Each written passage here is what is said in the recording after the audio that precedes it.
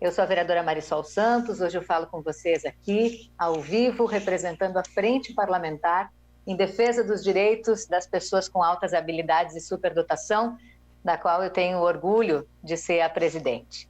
A gente está hoje aqui, mais uma vez, no encontro virtual, mas muito importante, necessário, para discutir esse tema que me emociona, que tem emocionado um grupo cada vez maior de pessoas, de famílias, de mães, de pais, de avós, envolvidos nessa questão e, felizmente, também de educadores que estão trabalhando diariamente com as nossas crianças nas escolas, enfim, um assunto que precisa ser discutido, por isso nós já protocolamos um projeto de lei para instituir políticas públicas municipais em Caxias do Sul, é um assunto que a gente vem debatendo e, com orgulho, a Frente Parlamentar das Altas Habilidades e Superdotação promove um ciclo de palestras sempre transmitidas pela TV Câmara e pelas redes sociais do Legislativo, para que vocês possam ter acesso a esse assunto tão importante e para que nós, juntos, possamos aprender cada vez mais.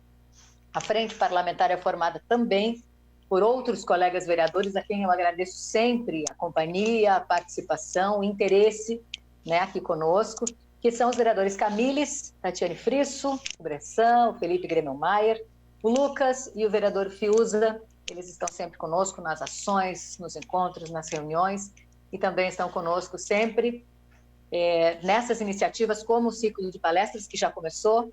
Você que está nos acompanhando talvez tenha assistido a primeira palestra, quando nós falamos um pouco sobre alguns mitos, né, com a participação da pedagoga Valéria Castilhos, ela que nos trouxe algumas ideias para que a gente possa refletir sobre a questão das altas habilidades de superdotação.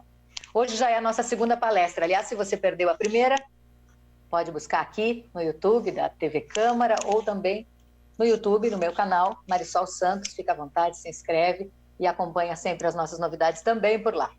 Vamos falar da frente? Hoje tem essa segunda palestra importantíssima e a gente fala hoje sobre altas habilidades e superdotação no ambiente escolar, a identificação de mentes brilhantes. E mais uma vez, nós temos uma pedagoga conosco, é uma pessoa que nos acompanha desde o início, uma pessoa que tem nos prestado até uma assessoria, dando algumas ideias, conversando conosco sobre isso, foi assim também no nosso projeto de lei, que é a Gislaine Freitas. A Gislaine é especialista em deficiência intelectual, é também especialista em altas habilidades e superdotação, aceitou esse nosso convite e está aqui para nos próximos minutos, a gente tem cerca de 1 hora para debater esse assunto que é importantíssimo.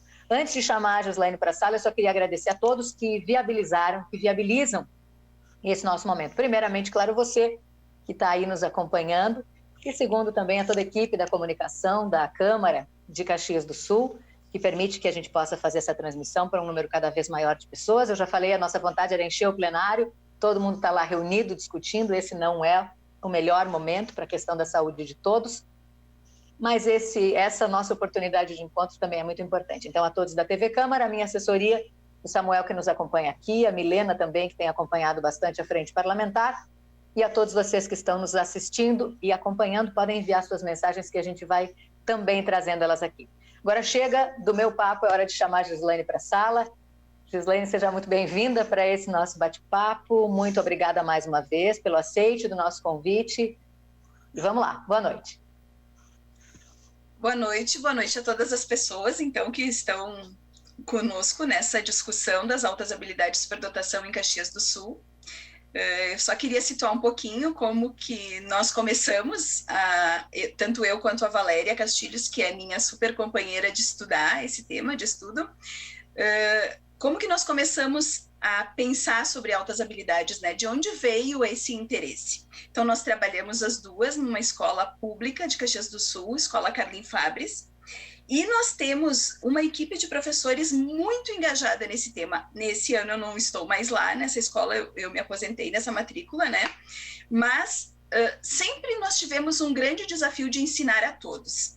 Todas as escolas têm esse desafio de ensinar a todos, né?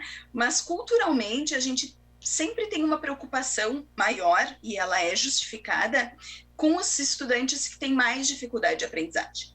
nessa escola, a gente também começou a se desafiar a pensar nos estudantes que tinham facilidade para aprender. Por quê? Porque esses estudantes, conforme o tempo vai passando, eles começam a ficar desmotivados, começam a achar que as aulas não são tão interessantes porque eles já dominam, de uma certa maneira, a maior parte daquilo que é trazido pelos professores. E então, nós começamos a pensar quais possibilidades nós teríamos, então, para dar conta desses estudantes.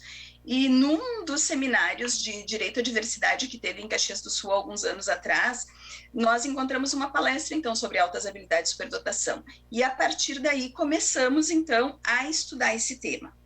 Porque o desafio realmente é que todos os alunos possam aprender algo novo a cada dia que eles vão na escola. Diante disso, eu gostaria de trazer para vocês quem são, então, esses estudantes dos quais nós estamos falando. Então, vou começar a apresentação aqui.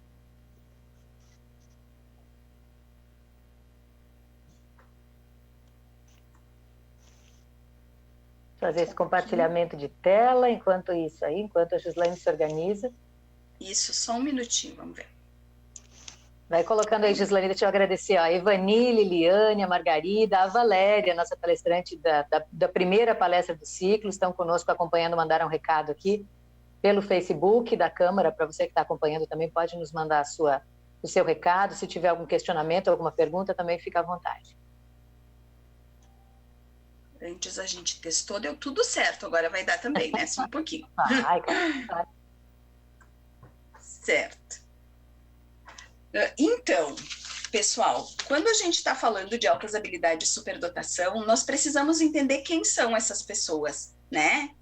Quem são essas pessoas que a gente quer identificar nas nossas escolas de Caxias do Sul? Então, o maior teórico, e ele é citado pela maior parte dos pesquisadores e pela maior parte das pessoas que estão estudando altas habilidades e superdotação no Brasil, e são muitas essas pessoas, é o Renzulli. O Renzulli é um americano, é um psicólogo americano, e ele estuda desde a identificação dessas pessoas até a avaliação e o atendimento que ocorre, que se dá.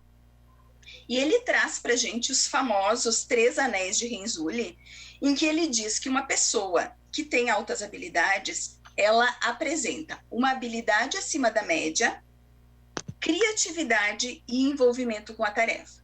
Então, esta pessoa, ela teria que ter a intersecção entre esses 3 anéis.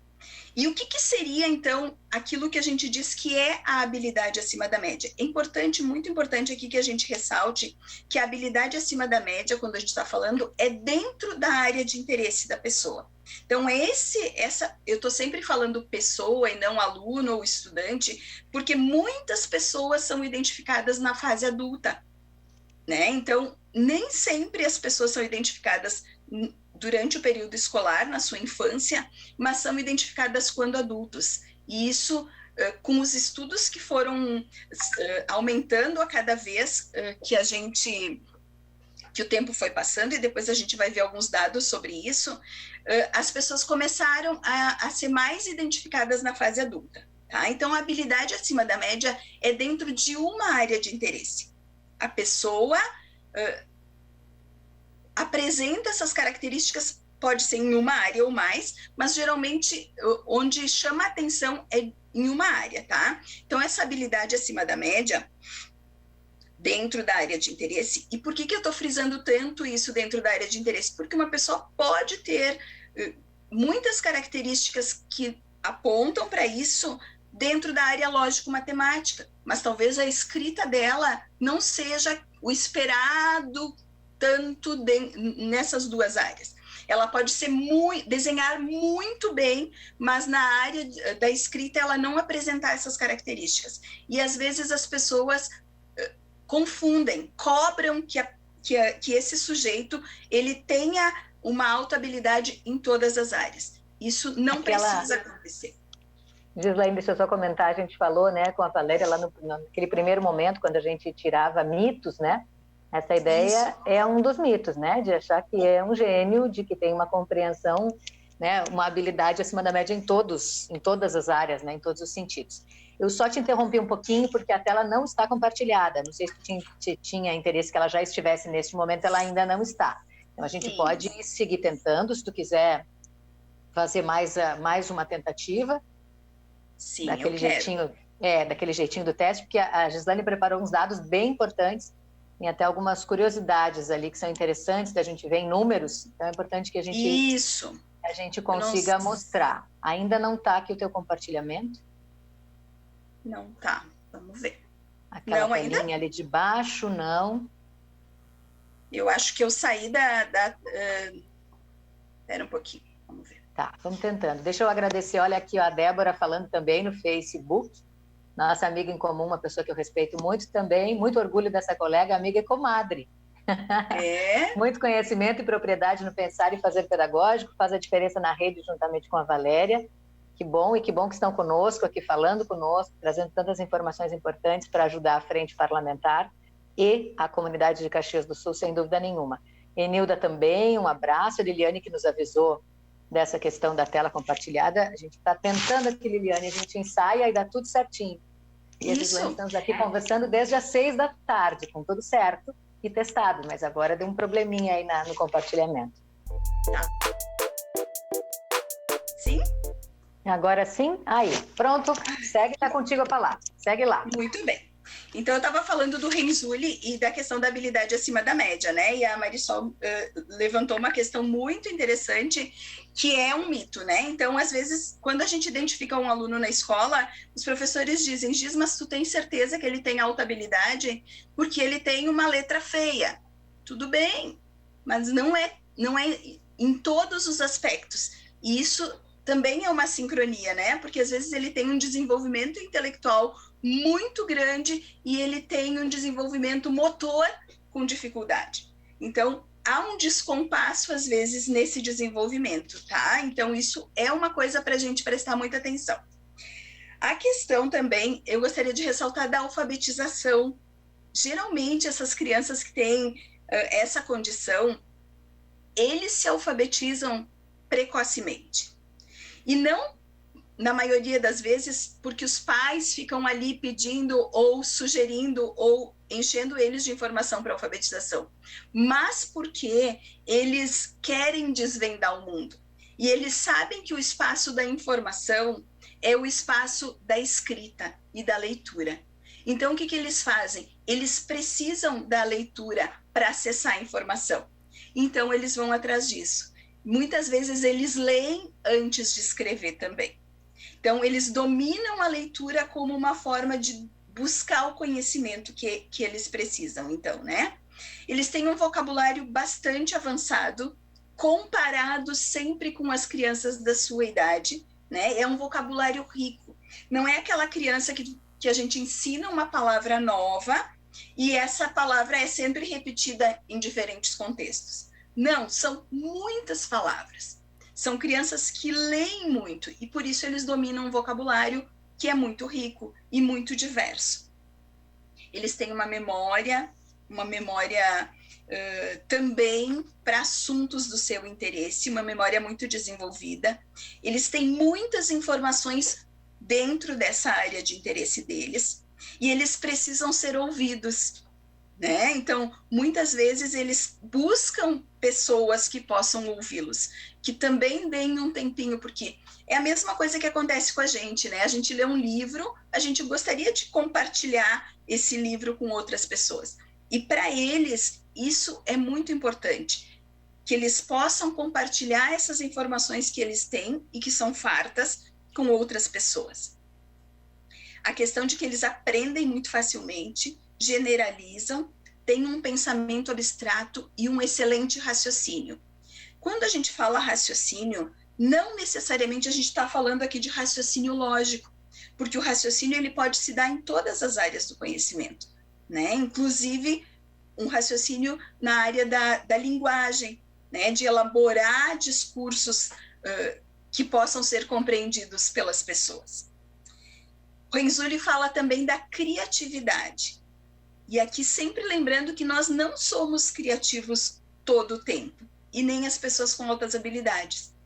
E a criatividade algumas vezes ela é confundida com a área artística, né? Então a pessoa é muito criativa porque desenha muito bem, porque pinta muito bem, e não é isso que a gente está falando, né? A gente está falando de uma criatividade que aponta para a curiosidade.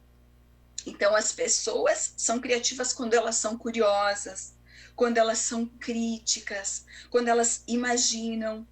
Quando lá na nossa sala de aula, elas fazem perguntas que são originais e que às vezes nem estão no nosso script, né? Quando elas questionam o professor, e é o típico aluno que a gente fala que pensa fora da caixa, né? Que busca diferentes soluções para um problema. Ou ele mesmo cria os problemas e busca alternativas para ele. Então, a criatividade algumas vezes ela é difícil para os professores responderem se o aluno é criativo ou não, porque a criatividade ela vai depender muito da forma como o professor propicia esses momentos na sala de aula, né? Então, algumas vezes a gente pergunta para o professor, vai lá fazer uma conversa, uma discussão com o professor e pergunta: em que momentos tu observa que ele é criativo ou que ele não é criativo? E aí, às vezes o professor se dá conta que ele não tem propiciado tantos momentos assim que possibilitem ele analisar isso. Então, a criatividade, a gente sabe que ela é imprescindível nos momentos que a gente vive, né, no mundo atual. Estou falando muito rápido, Marisol, tá bom. Tá ótimo, segue, tá todo mundo gostando muito, estamos aprendendo muito, vai lá. Muito bem, então tá, vamos ver. A questão do comprometimento com a tarefa. Aqui a gente está falando de tarefa não como uma coisa objetiva, né? Faça isso ou faça aquilo, mas tarefa é um projeto. Ele tem uma intenção de fazer algo, então ele se compromete com aquela intenção que ele tem. Ele estabelece e cumpre as metas que ele pretende fazer para chegar ao seu objetivo, né? E é uma motivação que ela é intrínseca, né? Ela está no sujeito. Não é que ele está fazendo ou que ele está elaborando aquele projeto porque a mãe vai dar um prêmio se ele conseguir. Não, é ele mesmo que quer.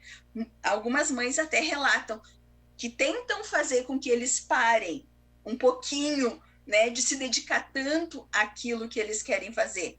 E dizem, né, meu filho, pelo amor de Deus, né? Não, ele quer muito, ele organizou aquilo, ele dedica um tempo e uma energia muito grandes para dar conta daquilo que ele planejou ou do objetivo que ele quer chegar.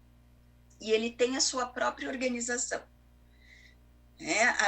Nós, professores, nós temos etapas, às vezes, que a gente quer que os alunos cumpram para chegar a um objetivo.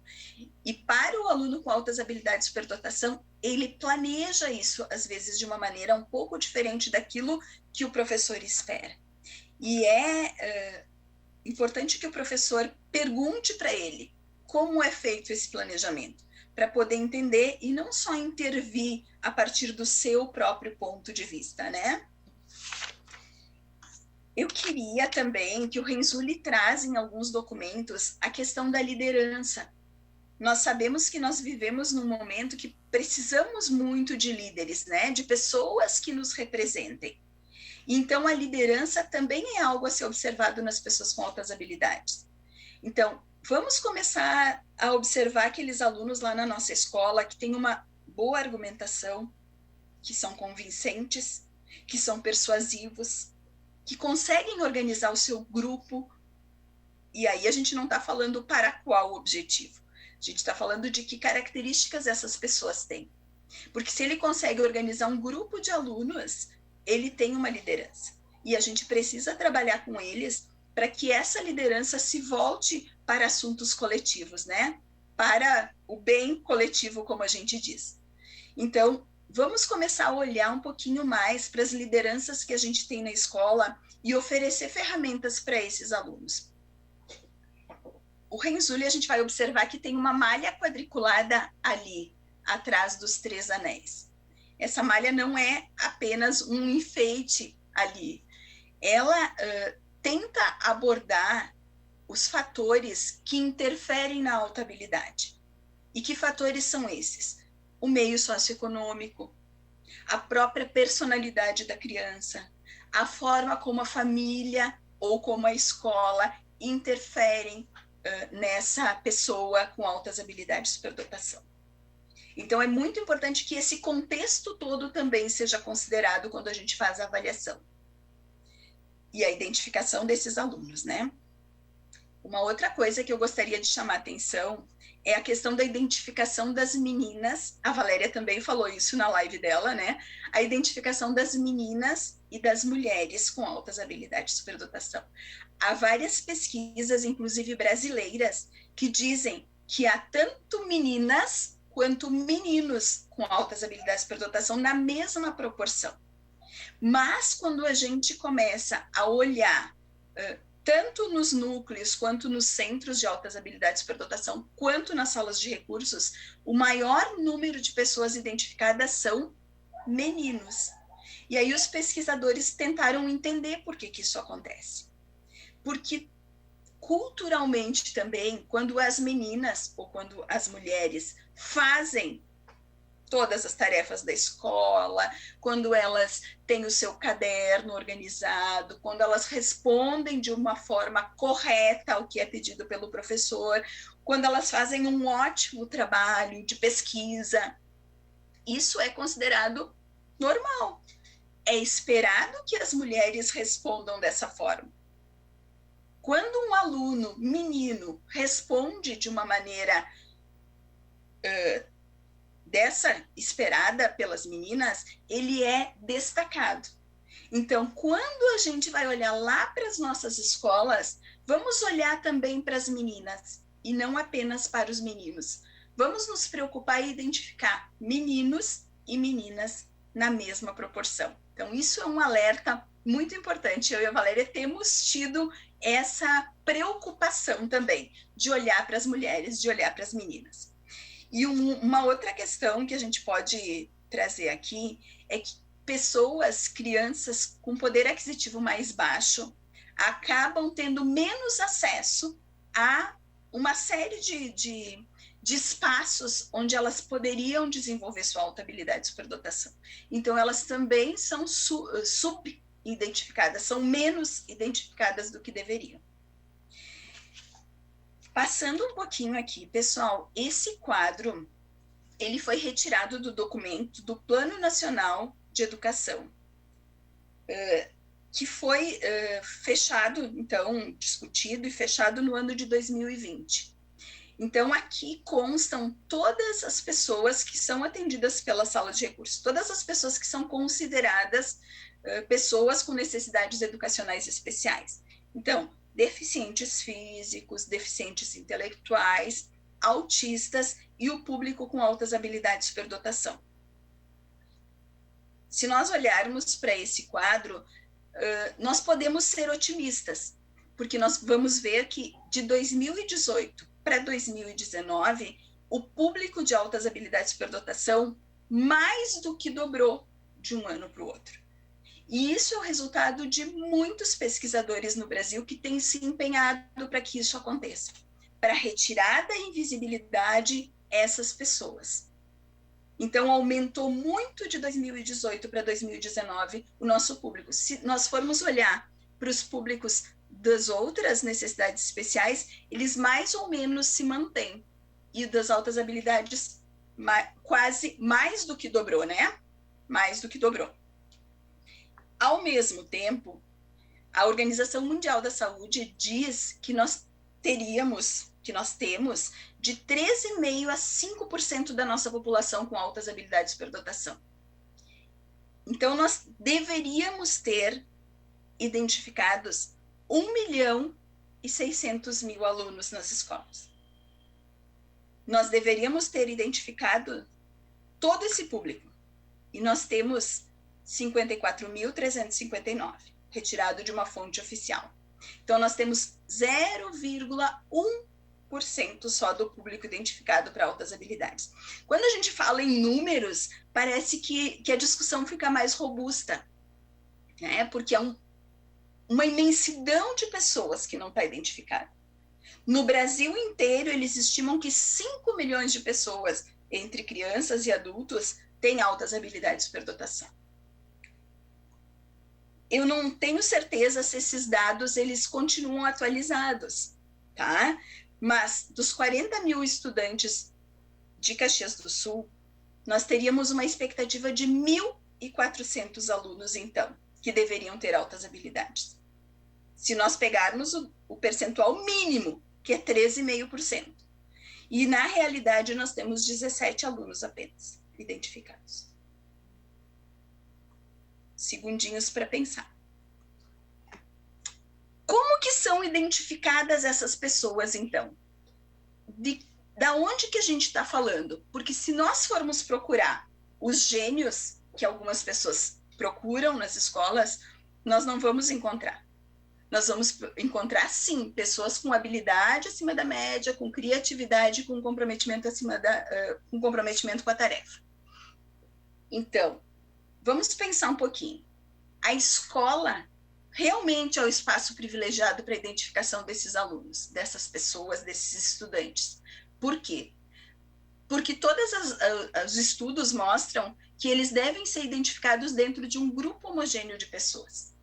Na escola, nós temos grupos homogêneos de idade, de faixa etária, de turma. Então, na mesma turma, nós temos mais ou menos, com uma pequena oscilação, a mesma faixa etária.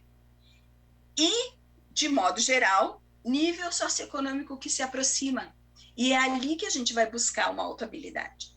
Não é comparando alunos de turmas diferentes ou com idades muito variadas e mesmo com nível socioeconômico, porque o acesso dessas pessoas a todos os recursos é muito diferente. Tá? Por quê? Por que nós estamos nessa discussão, né, Marisol? Nessa busca, trazendo esse tema para Caxias do Sul. Por quê? O que a gente quer com isso? Nós queremos oferecer o atendimento. O direito à escola ele está assegurado na nossa cidade já faz um bom tempo, né? Nós queremos oferecer um atendimento especializado que essas pessoas têm direito. Nós precisamos oferecer esse direito a elas. Nós precisamos tornar esse potencial que está instalado na pessoa um desempenho, para que ela não fique desmotivada, para que ela não pare de buscar ideias novas, soluções, alternativas diferentes para problemas atuais. Nós queremos estimular essas pessoas dentro da sua área de interesse. E para tudo isso, nós precisamos daquilo que a Marisol falou lá no começo da fala dela, a criação de políticas públicas. Porque essas políticas públicas, se forem oferecidas de maneira adequada para essas pessoas, nós teremos resultados muito importantes na nossa cidade. Como que a gente pode identificar essas pessoas? E agora, então, um recado para os pais, sim, mas talvez principalmente para as nossas colegas, né, professoras de todas as escolas e independente da função que elas estão exercendo. Então, a identificação, ela se divide em duas partes, a triagem e a avaliação especializada. O processo de triagem, ele busca a identificação do maior número de estudantes.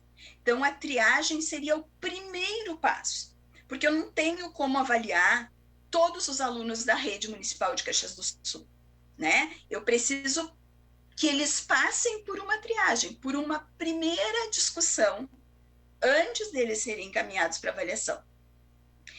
E isso pode ser feito com a turma toda. Então, por exemplo, eu sou professora de uma determinada turma de uma determinada escola. Eu posso iniciar o processo de triagem nessa turma. Tá? E de que maneira a gente faz isso? Existem inúmeros materiais no mercado já. Quando nós começamos, eu e a Valéria, a gente se despencou atrás de várias coisas que pudessem nos ajudar a fazer esse primeiro momento de triagem. esse livro que está mostrando ali na tela é um livro que foi feito pela professora Suzana e pela professora Soraya Freitas. Ele é um manual de identificação. Então, ele traz toda a discussão teórica e também vários instrumentos de avaliação, de identificação que a gente pode usar, tanto para professores, quanto pais, alunos, desde a educação infantil até o ensino superior. São fichas que são preenchidas por todas essas pessoas de uma maneira sequencial, né? Porque tu não vai preencher, não serão todos os pais que irão preencher, não serão todos os alunos, mas ela vai fazendo escadinhas, né? De que maneira a gente pode percorrer todos esses degraus até a gente identificar os alunos, então, de uma determinada turma. É um material muito rico e bem acessível. Ele foi feito, essas duas pesquisadoras trabalhavam, agora eu sei que a Soraya já não está mais na Universidade Federal de Santa Maria, ela também já se aposentou, né? Mas é um material muito claro, ele traz informações muito claras para a gente poder começar essa triagem.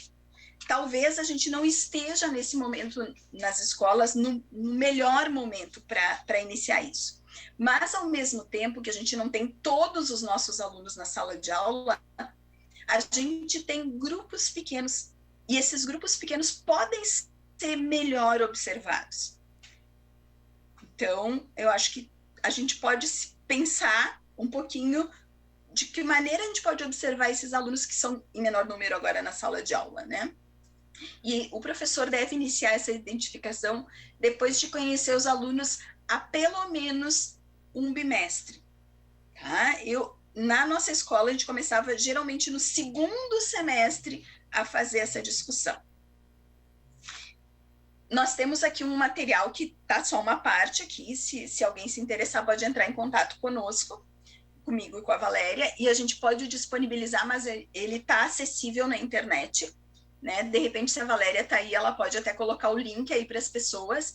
Então, é uma ficha de identificação que ela serve para identificação de toda a turma e para identificação individual dos alunos, da professora doutora Cristina Delu, que é uma grande referência no Brasil para as altas habilidades de superdotação. Se a gente entrar lá na página dela, ela tem lives semanais quase sobre esse tema, e aí ela traz ali vários comportamentos que podem ser observados na sala de aula. E depois, esses mesmos comportamentos podem ser observados se a criança ou estudante, nesse caso, realiza essas atividades que ela aponta ali como resultado dos comportamentos observáveis. Então, o que a gente está fazendo aqui? A gente está mostrando quais são. Claro que depois temos que sentar e estudar cada um desses instrumentos, mas o que a gente quer, o recado aqui existem instrumentos de triagem, e esses instrumentos de triagem, eles são acessíveis para todas nós. E aqui, da professora Tatiana Nakano, né?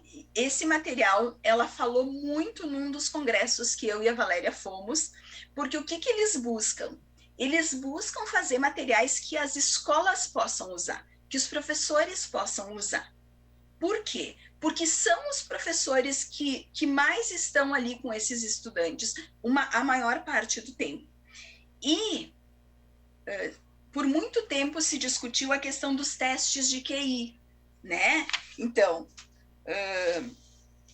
nem sempre os testes de QI abrangem toda a população do público com altas habilidades. É recomendável que se faça, sim, se possível, os alunos, os estudantes, os filhos, enfim, devem fazer o teste de QI. Mas esses testes, eles são caros para a população em geral, né? E eles foram utilizados por muito tempo e depois se chegou à conclusão que eles não abarcam todo o público das altas habilidades. Então, ele não pode ser um fator predominante, porque ele é restrito também e exclusivo dos psicólogos para fazer. E para o aluno ser atendido na sala de recursos, isso é uma informação importante, antes de eu falar do material da Tatiana, ele não precisa ter um CID, e aqui vou abrir um parênteses bem grande. O aluno com altas habilidades de superdotação, ele não tem CID, porque CID é Código Internacional de Doenças, e as altas habilidades não são uma doença. Então, logo, ele nunca terá um CID. Ele terá uma avaliação especializada, que pode ser feita por um psicólogo, por um psicopedagogo, por um neuropsicopedagogo. Ótimo se isso acontecer. Mas isso não é uma condição indispensável para ele ter o atendimento na sala de recursos. E o MEC fez uma nota técnica, a nota técnica número 4 de 2014, em que ele diz que o atendimento educacional especializado é uma prerrogativa da escola. Então, e não é um atendimento clínico, por isso não precisa de todas essas coisas que a gente está falando aqui. Então, só para resumir, não restar dúvida. Se é possível que se faça um teste de QI, ótimo, mas ele não é acessível para todos. Então, a Tatiana Nakano se desafiou, ela é uma psicóloga, doutora também, pesquisadora de vários instrumentos, e ela se dispôs, então, a fazer um estudo para que tivesse um instrumento que pudesse ser disponibilizado para as escolas e para os professores. Esse material só vai estar disponível a partir do dia 21 de junho, então a gente já fez uma pré-compra, eu e a Valéria, muito ansiosas que nós estamos para que realmente esse instrumento traga todas essas possibilidades que a gente espera. Então, nós estamos muito esperançosos que abra espaço nas escolas para a gente poder fazer uma avaliação mais assertiva, vamos dizer assim, né? Então, esse material também, colegas profs, logo a gente vai poder discutir e conversar muito mais sobre eles. E para vocês verem como essa questão das altas habilidades, ela está amplamente divulgada, ela está muito discutida em diversos lugares. Então, esse material que está aqui, de repente a Valéria também consegue colocar o linkzinho lá para vocês, ele é a ideia do Eugênio, e aqui eu vou fazer também um parênteses, né? Porque o próprio nome Eugênio parece que remonta para gênio, né? Não sei se foi a intenção, mas sempre lembrando que nós não estamos buscando gênios na escola. Porque quem são os gênios? Gênios são pessoas que revolucionaram o conhecimento da sua época. E eles passam, geralmente, a ser reconhecidos após a sua morte. E não é isso que nós queremos, ou que nós precisamos. Talvez nas nossas escolas existam essas pessoas, gênios. Mas nós estamos procurando pessoas com altas habilidades de superdotação. Mas voltando aqui para o Eugênio, ele propõe uma triagem também, mas digital, para altas habilidades de superdotação. Então, a gente clica num linkzinho e nós podemos fazer a nossa própria avaliação, se nós quisermos. Adolescentes podem responder a uma série de perguntas, que então seriam os critérios para altas habilidades de superdotação. As famílias podem responder relativo ao seu filho e nós, professores, podemos responder relativo ao aluno também. Isso foi uma demanda da professora Sheila Torma. A professora Sheila é uma professora de Porto Alegre, que ela trabalhou na sala de recursos de altas habilidades e já esteve em Caxias também, conversando com a gente sobre altas habilidades, superdotação. Então, é muito interessante porque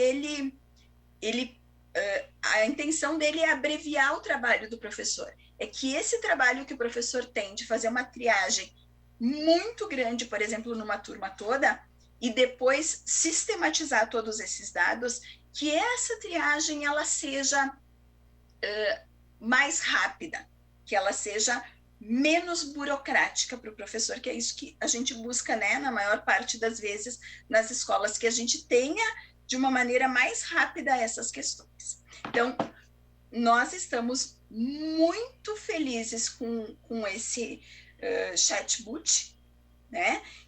Porque ele vai facilitar o nosso trabalho nas escolas para triagem, que é o primeiro passo. E o atendimento? depois que a gente fez a identificação desses alunos, que a gente fez toda a triagem na escola e que a gente identificou, sim, nós temos, e gurias, nós temos alunos com altas habilidades em todas as escolas de Caxias do Sul. A Suzana Pérez, inclusive, ela diz que em todas as salas de aula tem de 1 a 2 alunos com altas habilidades. Então, nós precisamos encontrar essas pessoas para oferecer esse atendimento que a gente tanto entende que eles precisam e que pode mudar a perspectiva que as escolas têm também dos alunos. Então, eu tomei a liberdade de trazer aqui para vocês de que forma a gente prestava, ou presta ainda, a Valéria ainda está na mesma escola, né? Esse atendimento. E alguns ensaios desses atendimentos nós também fazemos na outra escola que eu trabalho também, que é a Escola Nova Esperança, vou citar aqui. Então, uma das estratégias que eu considero mais assertivas para o atendimento de todos os alunos, para aquilo que eu falava no começo, de que todos os alunos possam aprender e aprender o máximo que é possível, são os reagrupamentos. O que são os reagrupamentos? Na escola Carlin Fabres, a gente sempre entendeu que o trabalho pedagógico é um trabalho coletivo, e a gente vivenciava isso muito. E provavelmente esses 2 princípios, que todos os alunos aprendem e que o trabalho é coletivo, é algo que a gente herdou lá da organização por ciclos de formação que nós tivemos por um tempo em Caxias do Sul, né? Então, os reagrupamentos são formas de organizar a turma, tanto com grupos na mesma sala de aula, quanto a divisão da turma em grupos menores. E eu trouxe aqui para vocês, porque a gente, na maior parte das vezes, nos reagrupamentos, a gente trabalhava com jogos que estimulam muito mais do que a gente pensa o raciocínio, né, a organização.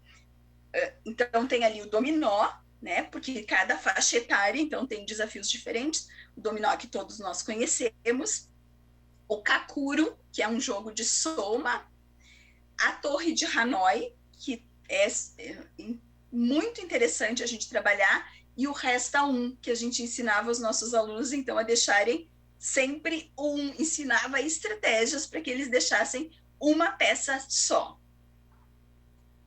Então, os reagrupamentos sempre foram nosso xodó na escola. Nós também escrevíamos, e voltando um pouquinho aqui, porque eu falei da aprendizagem de todos, mas o que acontecia nos reagrupamentos? Muitas vezes os nossos alunos com altas habilidades, eles ensinavam os seus colegas os jogos. Eles serviam também como pessoas que iam lá ajudar na intervenção dos colegas. Ajudavam os alunos a pensar formas diferentes de resolver os problemas. Porque a gente sabe que os estudantes com altas habilidades, eles gostam muito de trabalhar sozinhos. E nós não vivemos sozinhos na sociedade. Nós precisamos aprender a conviver com todos. E esses momentos, então, de ensino também para eles eram muito importantes. E muitos jogos, eles se dão em etapas, em fases. Então, quando a gente propõe isso, a gente está trabalhando com os diferentes níveis que a gente tem na sala. Tanto o aluno que tem mais dificuldade, quanto aquele que pode explorar muito mais, porque o jogo possibilita isso também, né? Nós fazemos, então, a inscrição e o acompanhamento dos nossos alunos em projetos, né? O vereador, por um dia, tivemos alunos que escreveram projetos muito interessantes e que foram adotados por alguns vereadores, esses projetos também, o jornalista por um dia, o calendário ecológico, que são ações da própria Prefeitura de Caxias do Sul e que estão no ofício circular que a gente recebe da Secretaria de Educação, divulgados várias vezes. Então, a gente procurava sempre esses projetos e outros divulgar para os nossos alunos para que eles participassem.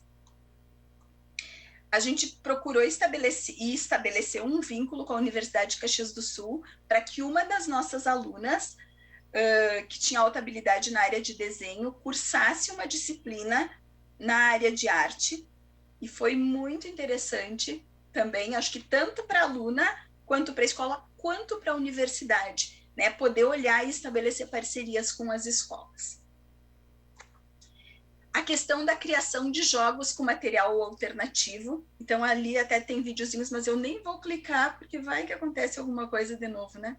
Então, 2 videozinhos muito interessantes dos nossos alunos criando carrinhos e outras coisas com material alternativo, com sucata.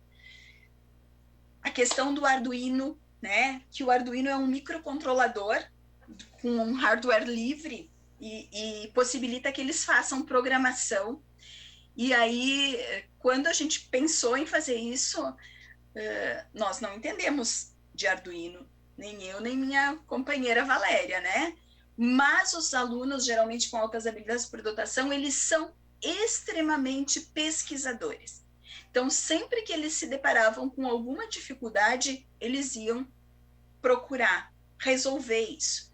E o nosso papel como professora era de problematizar, era de perguntar, era de instigar, era de perguntar. Vocês querem chegar aonde com isso? Qual é o projeto de vocês? Vamos escrever aqui, então, rapidinho, o que vocês querem, aonde que vocês querem chegar com esse projeto que vocês estão fazendo. Então, eu acho que muda um pouco a perspectiva, né? Porque, às vezes, parece que a gente só pode oferecer coisas que a gente domina. Não, a gente pode oferecer coisas que a gente pode aprender junto com eles. E, na maior parte das vezes, eles nos ultrapassam, vão além. Aqui um outro xodó que a gente tem, é a questão do cubo mágico, né? Quem nunca se sentiu desafiado a montar um cubo mágico? E aí a gente foi aprender a fazer isso. De um dos lados ali tem a minha coleção de cubos mágicos, né? Eu tenho uma coleção de cubos que os alunos adoram. Eu tenho todos esses. Começou com a Débora, ela que me deu os primeiros que eu tive, diferentes. E aí os alunos amam montar, adoram. E nós começamos, então, a ensiná-los nas turmas. Desde turminhas de 2º ano até o 9º ano, aprendendo a montar o cubo. Nós fizemos, por um tempo na escola, campeonatos de cubo mágico, uma série de ações que foram maravilhosas. Os pais aprendendo a montar cubo mágico com os filhos. Num determinado momento, nós fizemos uma gincana em que cada aluno tinha que ensinar 2 colegas a montar e depois apresentar isso. Como premiação, então, a gente dava outros cubos mais difíceis para eles. Então, nós ensinávamos a montar o 3x3. E aí eles aprenderam o 4x4, o 5x5, a pirâmide, né? Então, eu acho que esse trabalho foi muito legal. Ainda hoje a gente encontra alunos que saíram da escola e dizem: prof, eu ainda sei montar o cubo, ou prof, eu não sei mais montar o cubo, eu preciso que tu me dê uma aula extra. Então, é muito interessante, assim, quando a gente começa a buscar também alternativas diferentes, né? Eu brinco que eu demorei da sexta de noite até o domingo de noite para aprender a montar o cubo, né? E depois eu ensinava para os alunos, e eu cheguei a ensinar uma menina que aprendeu em 50 minutos. Então, é surpreendente a capacidade que eles têm. E a questão que esse é um trabalho que a Valéria faz muito, que é de estímulo às lideranças, porque ela tem os alunos maiores do 6º ao 9º, então ela faz um trabalho com eles muito espetacular, pensando nas lideranças, né? De como eles podem contribuir para o trabalho da escola, de como eles podem ajudar a fazer eventos, ajudar a planejar coisas diferentes para a nossa escola. E era isso. Até ali que eu fui. Não sei como é que está nosso tempo. Está certinho no tempo aí. Faltam 9 minutos para a gente encerrar. Infelizmente, a gente tem que encerrar às 8 horas em ponto. Mas importantíssimas as colocações todas, né? Por mim, e eu tenho certeza que pelas pessoas que estão nos acompanhando, a gente seguiria te ouvindo ainda por muito tempo, com tudo isso que tu trouxe, e que também a gente vai assimilando aos poucos, né? Algumas pessoas estão até pedindo os links de materiais que tu apresentaste aqui. Então, tem alguns que a Valéria, né, que foi a nossa primeira palestrante, já colocou no Facebook, para quem está acompanhando a transmissão aí pelo Facebook, tem alguns links. Para quem estava acompanhando de outra forma, pelo YouTube ou pela TV Câmara, pode entrar também em contato conosco no gabinete, que as meninas vão nos passar esse material e a gente vai encaminhando para vocês, né? Para buscar os nossos contatos, são muito simples. Aí, e-mail, por exemplo, é o marisolsantos@camaracaxias.rs.gov.br, tá? Eu só queria aproveitar, Gislaine, que a gente tem uns minutinhos, e antes de tu fazer as considerações finais, tem que mandar abraço aí, tem bastante gente que está acompanhando, mandando recados. Lice, a vereadora Tatiane Frisso, nossa colega de frente parlamentar, o pessoal da Bitcom, a Thaís, a Tânia, a Adriane, a Fátima, a Franciele Razador, um beijo, Fran. O pessoal do gabinete do vereador Elisandro Fiuza também, o vereador Fiuza que faz parte das frentes, está sempre conosco, assim, nas ações importantes. Rosane Pala, Margarete Camassola, a Cleusa, a Neuza, o Beraldo, o Walter, ver quem mais? A Lauren, a Denise Borges também escreveu um recado bem bonito aqui para a Gislaine, depois ela olha com atenção. Então, assim, um abraço enorme para todos. Eu deixei algumas pessoas que estavam aqui. Tem também a Profiane, o Valdeci, a Michele, a Rosmari também elogiando, depois a Gislaine dá uma olhadinha nesses recados que são bem especiais para ela. E eu deixei de falar aqui da Aline, da Cirlei e da Tassiana, né, que a Gislaine já conhece bem também, e porque para elas eu queria fazer um agradecimento muito, muito especial, porque essas 3 mães foram as mães que nos inspiraram, foram as mães que, com aquelas primeiras conversas, assim, me fizeram pensar nisso tudo que a gente está trabalhando, como projeto de lei, como frente parlamentar. Foram elas que me reapresentaram para a Gislaine, por exemplo, que eu já conhecia, mas não sabia que estava tão envolvida nessas questões. E foram elas que nos assessoraram praticamente 100% na organização desse ciclo de palestras.